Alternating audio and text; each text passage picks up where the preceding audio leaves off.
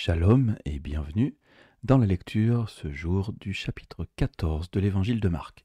Ce chapitre est un peu long, donc nous allons le prendre avec intérêt puisqu'il parle en clair du dernier repas que Yeshua va prendre avec ses disciples et de tout un tas de paroles qui sont évidemment très importantes pour chacune de nos vies. La fête de Pâques et des pains sans levain devait avoir lieu 2 jours après.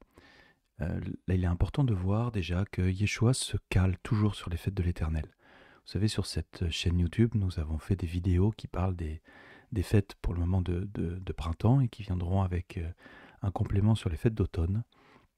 Et nous voyons que dans ce monde-là, aujourd'hui, le peuple juif parle de la fête de Pâques, la fête de Pessah.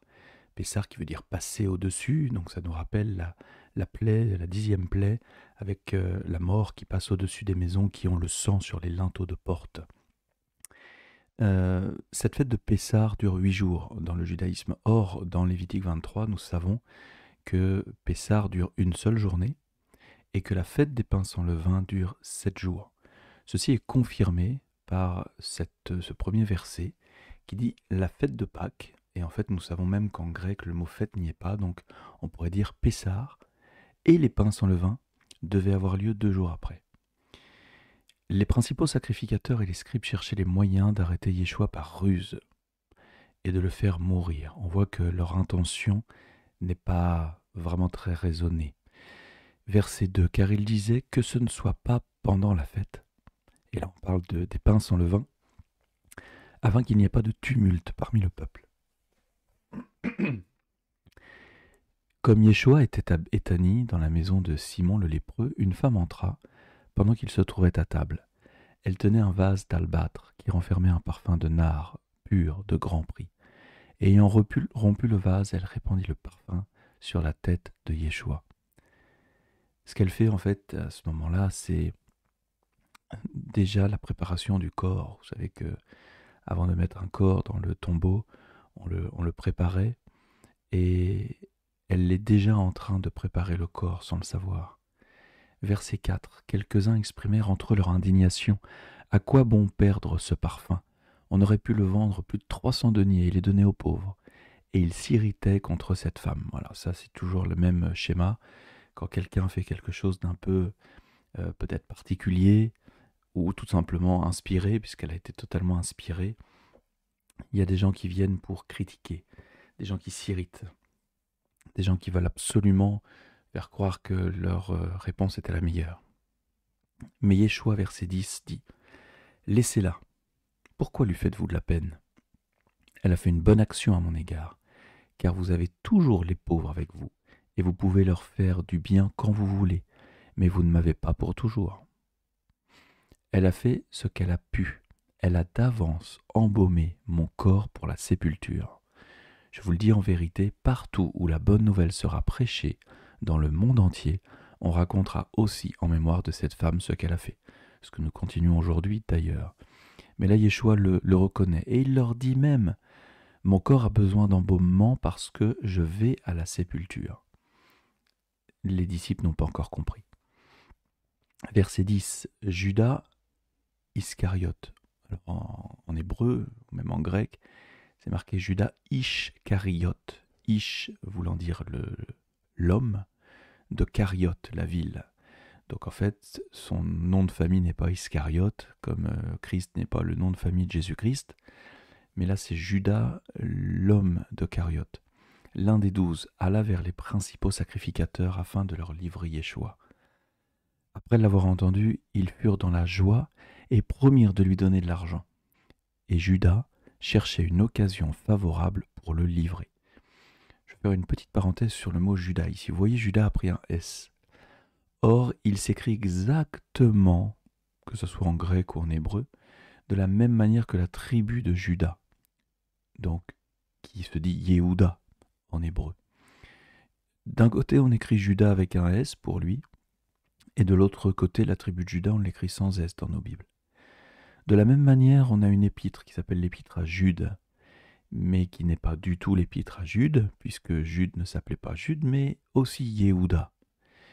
Donc il y a une volonté aussi dans notre traduction française de cacher peut-être le mot Judas ou de le rendre, dans le cas avec un S, de le rendre néfaste. Il y a une petite idée d'antisémitisme aussi dans certaines traductions de nos Bibles. Faisons attention à cela. Disons-nous que là, Judas a le même mot que le patriarche de la tribu de Juda et a le même nom aussi que l'épître à Judas et non à Jude. Verset 12. Le premier jour des pains sans levain où l'on immolait la Pâque. Donc là, problème énorme de traduction. Celui qui a traduit ne sait pas du tout que le premier jour des pains sans levain, on n'immole pas la Pâque, mais la veille. Le mot premier ici a plusieurs sens en grec. Et un des sens principaux d'ailleurs, c'est dire avant. Donc nous devrions lire ici avant le jour ou avant la fête des pains sans levain, où on immolait la Pâque, donc réellement le début de Pessah. Les disciples de Yeshua lui dirent: où veux-tu que nous allions te préparer Pessah? Là encore, une petite parenthèse, il faut savoir que vous le retrouverez par exemple dans Lévitique 23 pour la chronologie des fêtes, mais aussi dans Exode 12 et 13 pour la préparation de la Pâque, puisque Yeshua ne veut pas faire différemment de ce qui est écrit dans la parole, bien entendu. Et le mot Pessah, c'est le nom donné à l'agneau qui est préparé pendant cette soirée et consommé. Il y a plusieurs autres choses. On consomme aussi des pains sans levain, on consomme aussi des herbes amères, et on va voir que Yeshua va apporter aussi quelque chose de supplémentaire.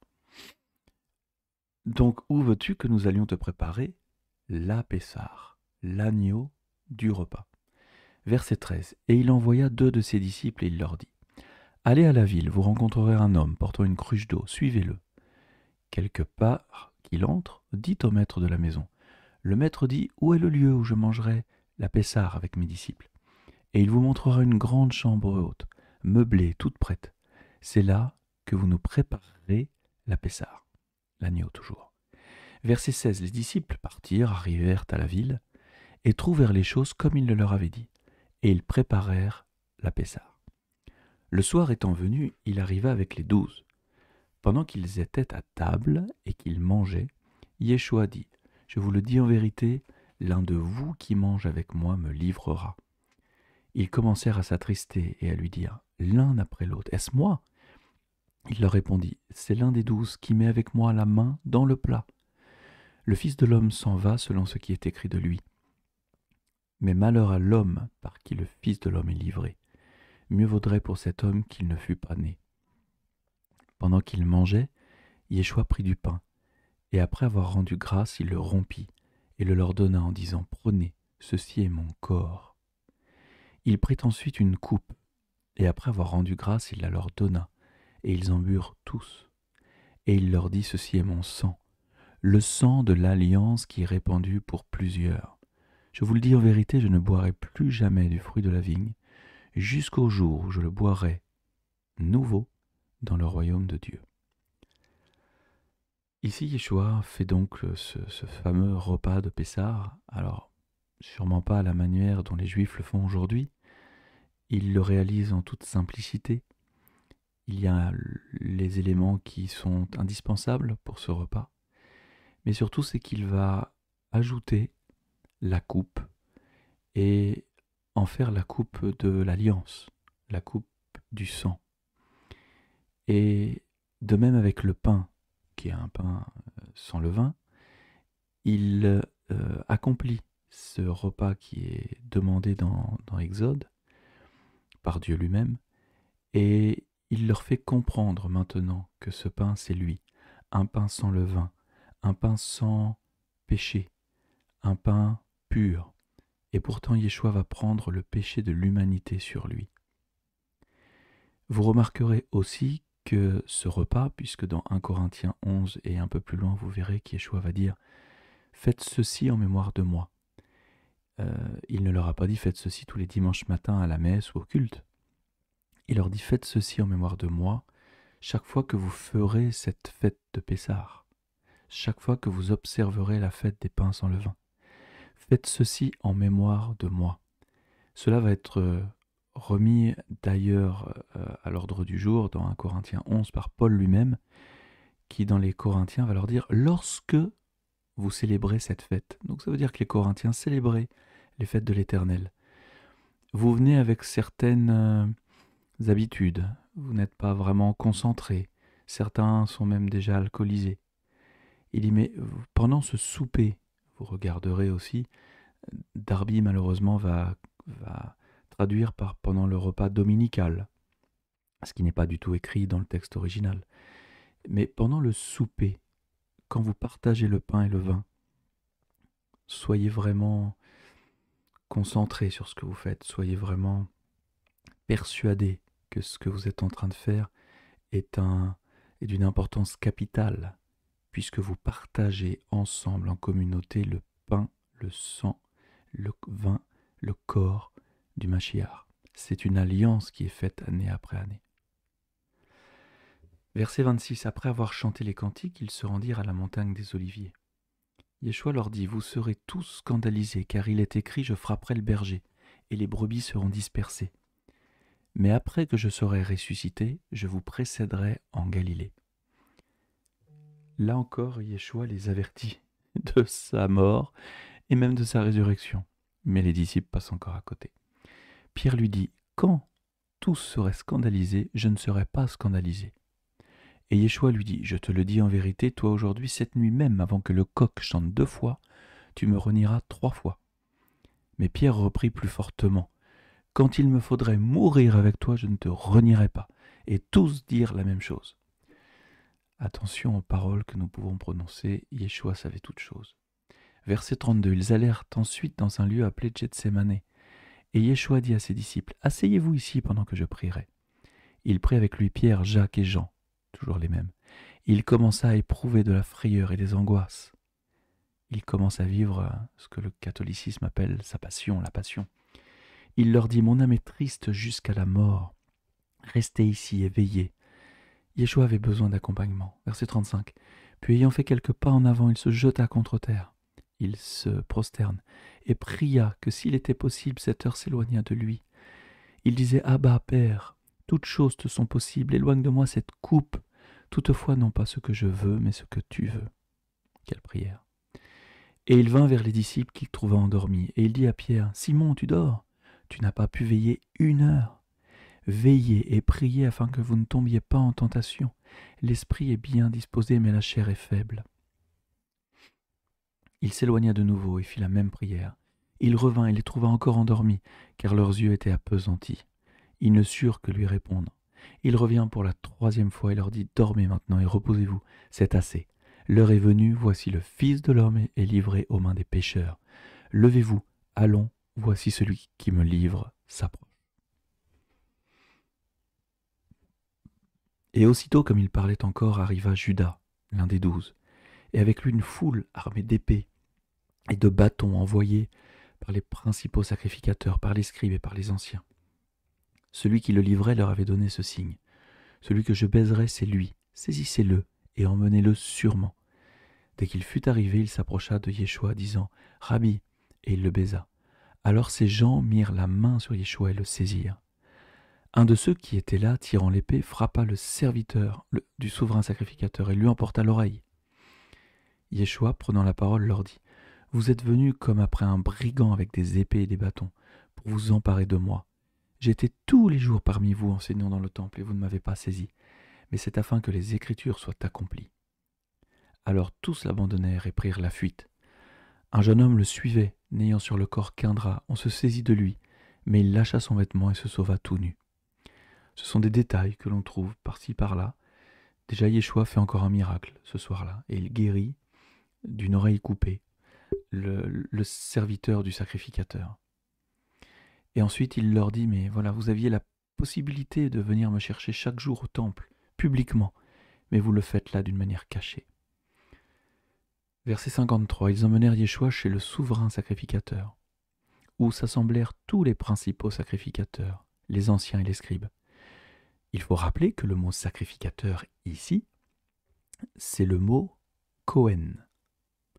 Cohen qu'on va retrouver dans nos Bibles, appelé sacrificateur. Par exemple, là vous voyez qu'il y a un souverain sacrificateur, donc on appelle le grand sacrificateur aussi dans la Bible, et tous les principaux sacrificateurs. Ce sont ceux qui avaient normalement le service dans le lieu saint et le lieu très saint. Le lieu saint pour l'ouverture des bougies, enfin la lumière de la menorah, pour les pains de proposition, pour l'autel des parfums. Et dans le lieu très saint, le grand sacrificateur n'avait le droit d'y rentrer qu'une fois par an, pour le service autour de l'arche sainte. Et là, eh bien, Yeshua se trouve devant les sacrificateurs. Et c'est ce rôle même que Yeshua, à sa résurrection, va prendre. Il y a à ce moment-là un transfert de sacerdoce. Le sacrifice et le sacerdoce lévitique va disparaître, on peut le lire dans Hébreux chapitre 7, 8, 9, où ce n'est plus l'ordre des Lévites qui va s'imposer, mais c'est l'ordre de Melchizedek. Nous en avons parlé il y a quelques chapitres. D'ailleurs, Yeshua, en prenant la coupe de vin pendant le repas, fait exactement ce qu'Abraham a fait en allant rencontrer Melchizedek.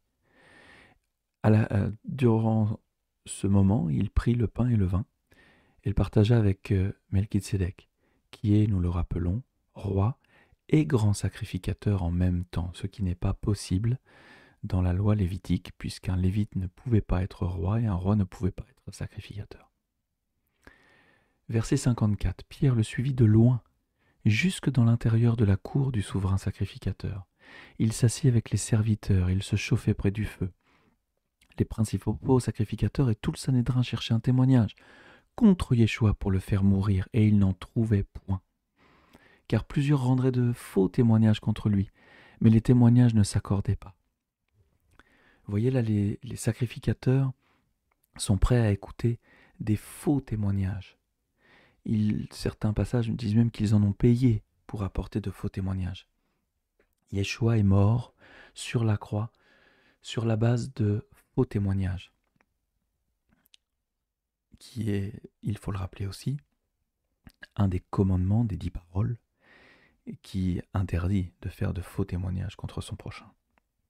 Verset 57. Quelques-uns se levèrent et portèrent un faux témoignage contre lui, disant « Nous l'avons entendu dire, je détruirai ce temple fait de main d'homme, et en 3 jours j'en bâtirai un autre qui ne sera pas fait de main d'homme. » Même sur ce point-là, qui est pourtant vrai, Yeshua l'a dit, leur témoignage ne s'accordait pas. Alors le souverain sacrificateur, se levant au milieu de l'assemblée, interrogea Yeshua et dit « Ne réponds-tu rien? Qu'est-ce que ces gens déposent contre toi ?» Yeshua garda le silence et ne répondit rien. Le souverain sacrificateur l'interrogea de nouveau et lui dit « Es-tu le Mashiach, le fils du Dieu béni ?» Yeshua répondit « Je le suis, et vous verrez le Fils de l'homme assis à la droite de la puissance de Dieu et venant sur les nuées du ciel. » Je pense que c'est l'affirmation la plus forte que Yeshua a pu apporter depuis qu'il parle de fait qu'il va mourir et qu'il va ressusciter. Il dit qu'il est le Mashiach et qu'il a un rôle particulier. Ce n'est pas un Mashiach comme Moïse qui est mort et enterré. Ils verront le Fils de l'homme assis à la droite de la puissance de Dieu, venant sur les nuées du ciel. Il annonce déjà même son retour. Alors le souverain sacrificateur déchira ses vêtements et dit « Qu'avons-nous encore besoin de témoins? Vous avez entendu le blasphème? Que vous en semble ?» Tous le condamnèrent comme méritant la mort, et quelques-uns se mirent à cracher sur lui, à lui voiler le visage et à le frapper à coups de poing en lui disant « Devine !» Et les serviteurs le reçurent en lui donnant des soufflets. Le souverain sacrificateur ici même en déchire ses vêtements. C'est encore cette passation de pouvoir entre le grand sacrificateur et Yeshua lui-même. Il a déchiré des vêtements qui étaient faits pour lui, pour le temple. On ne déchire pas des vêtements qui sont considérés comme saints, mis à part. Verset 66. Pendant que Pierre était en bas dans la cour, il vint une des servantes du souverain sacrificateur. Voyant Pierre qui se chauffait, elle le regarda et lui dit « Toi aussi tu étais avec Yeshua à Notri ?» Il le nia, disant « Je ne sais pas, je ne comprends pas ce que tu veux dire. » Puis il sortit pour aller dans le vestibule, et le coq chanta. La servante l'ayant vu se mit de nouveau à dire à ceux qui étaient présents « Celui-ci est de ces gens-là. » et il le nia de nouveau. Peu après, ceux qui étaient présents dirent encore à Pierre, « Certainement tu es de ces gens-là, car tu es galiléen. » Alors il commença à faire des imprécations et à jurer, « Je ne connais pas cet homme dont vous parlez. » Aussitôt, pour la seconde fois, le coq chanta. Et Pierre se souvint de la parole que Yeshua lui avait dite, « Avant que le coq chante 2 fois, tu me renieras 3 fois. » Et en y réfléchissant, il pleurait. Peut-être nous pouvons là aussi pleurer sur nos péchés, pleurer sur notre condition, sur le fait et sur le nombre de fois où nous avons renié Yeshua, et qu'en péchant, nous rajoutons des péchés sur le corps de Yeshua à la croix. Mais Yeshua a vaincu la mort, Yeshua a vaincu le péché, Yeshua a vaincu la malédiction, Yeshua a vaincu la maladie. Et nous savons d'ailleurs, et nous le verrons plus tard, que Pierre, en ayant renié malgré tout 3 fois, va avoir le droit d'être pardonné par Yeshua lui-même. Pleurons sur nos péchés, pleurons sur notre condition, et que cette journée-là soit différente de toutes les autres, que nous puissions prendre des engagements à ne plus pécher, à ne plus désobéir, à ne plus attrister notre Seigneur, parce que nous l'aimons de tout notre cœur. Amen.